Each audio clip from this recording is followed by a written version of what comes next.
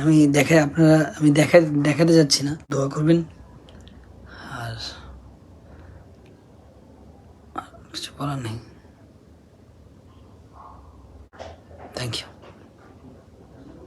সবাই ভালো থাকবেন, সবাই অনেক হেল্প করছেন। সবাই কান্নাকাটি করতেছে, অ্যান্ড সবাই দোয়া রাখবেন, তারাই বুঝবে এই কষ্টটা কি। কিছু মানুষ আছে উল্টা কথা বলবে, বলুক।